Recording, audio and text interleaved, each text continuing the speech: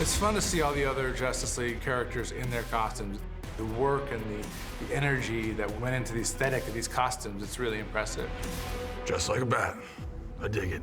You actually kind of geek out when you get to see everyone. They look unbelievable. Like, it's truly like a little fanboy moment, or just you feel like a little kid and you go like, that's Batman. Not that bad. Well, my head is not that big. The first 2 days that we were shooting in groups, I was bursting out loud, laughing all the time.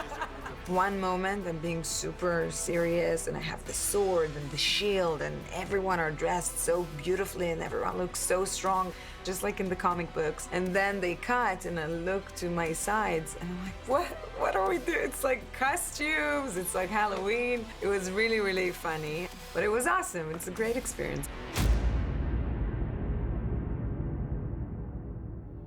One of the most glorious times for me is the early time of research and development. There's lots of time to really do your homework, look into new fabrication technologies, new materials, new techniques, and just the design language that's constantly evolving to try and make these characters appealing and relevant to modern audiences. As well as researching the 75 years of the legacy of all these characters and how they've been drawn through all of the decades and what they've come to mean to people, what they stand for. The first people that usually come on board for the costume department are our illustrators. I begin with my simple sketches and my collages and things, and then they flesh them out into beautiful, stunning pieces of work that inspire all the different departments and actors and people around the studio. That collaboration helps me get the look we need. The next people that come on board are people that source fabrics and help do prototyping and work out how we're going to make all of these costumes. There's people that maintain the costumes, people that build the costumes, and then the sculptors and the painters and the artisans and the mold makers that create the specialty costumes. There's printers, there's dyers, there's leather craftspeople. There's a whole army of people that go into making these costumes look the way they do when they walk onto sets. So it takes a village, that's for sure. So this is my costume office in here. I've been working on some prototypes for the new superhero costumes.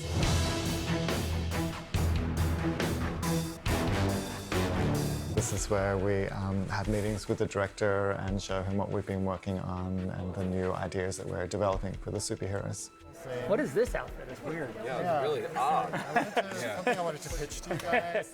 First up, we have the sculpture of the tactical suit for Batman, which is the suit that we'll see at the end of the film. It's built over the Batsuit from the last film.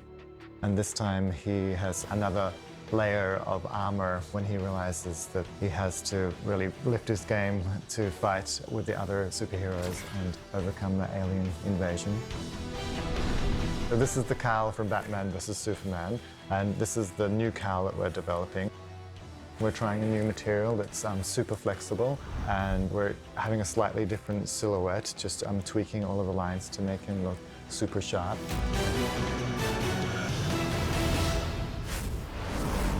Over here is our Aquaman corner.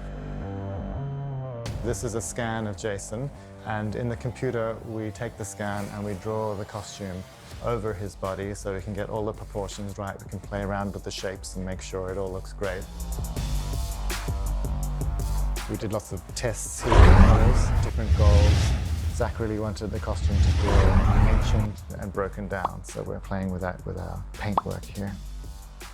Whether it's the trident, the eyes, the costume, when you put everything on, you're right into the character, and that's the beautiful thing. That's when you're working with really talented artists. From props to, obviously, Michael, who has made all of our costumes, and they're amazing. Yeah! Over here we have Flash's corner. With this costume, Zach wanted this great mixture between a very high-tech approach, but also low-tech, lots of beaten-up kind of textures. Sort of feels like a prototype suit. It's been scratched and messed around with. Flash is kind of working out his look in this early stage of his story. Silica-based quartz sand fabric, heat-resistant. Yeah, I do very competitive ice dancing. I had this idea that it's almost like a sports shoe in the way that you combine soft, flexible materials and then layer it up, and so it becomes harder and harder.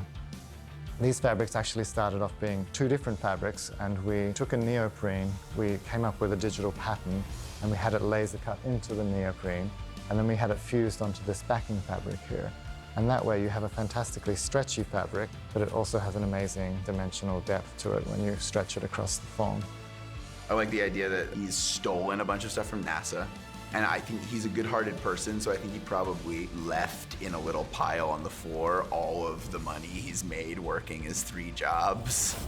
He just probably dumped a lot of it on the floor of the NASA warehouse and then scooted off. Oh, it's some surplus supplies, but he's sewn together these layers of netting and synthetic material that can be both flexible, that can be heat resistant, that can protect him maybe a little from all of the flying things, like all the bugs.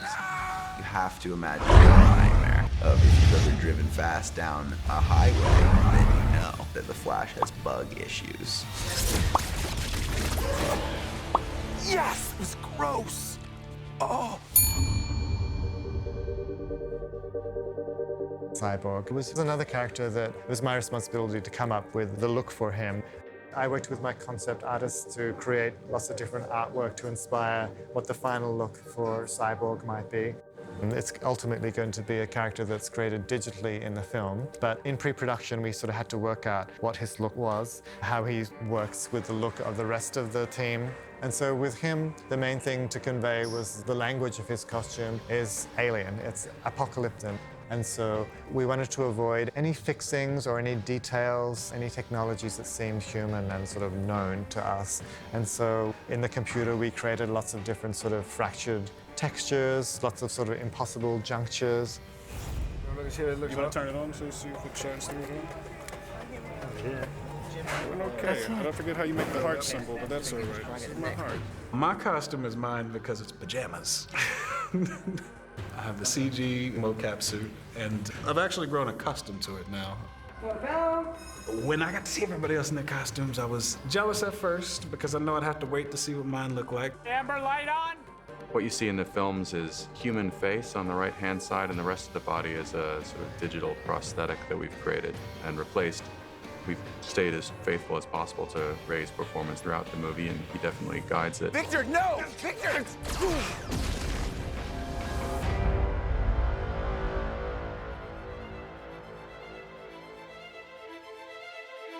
This time around, we really wanted Superman to really jump off the screen and have an even more special luster and a luminous quality. The blue of the suit is a little bit more intense and saturated than last time around. And also, we developed this highly chromed and reflective undersuit. So when you get the fabric of the suit that is stretched over that, you get this wonderful depth and reflection, and it gives the suit a metallic feel. There's no feeling like it. It's a special, special thing to put the Superman suit on, and I get excited about it still. Me and my friends, we talk about it, we geek out about Superman, and it's truly, truly unique.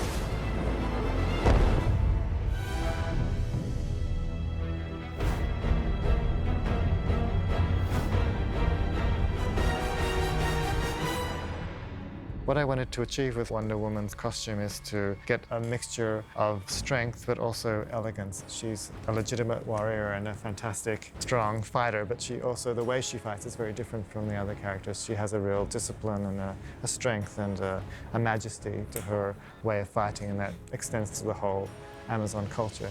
She's battle-scarred. She's obviously been in a lot of battles before. Her costume is very distressed. Her costume has changed a little bit, mostly in the coloring. It's a little bit more vibrant this time around. It has a little bit more glow to it. And also the biggest change is probably just the practicality of it all. I need to be able to fight, move, sit, kick.